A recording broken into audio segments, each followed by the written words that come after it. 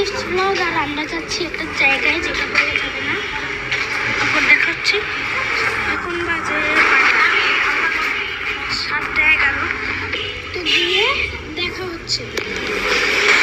guys আমরা আসছি এখানে,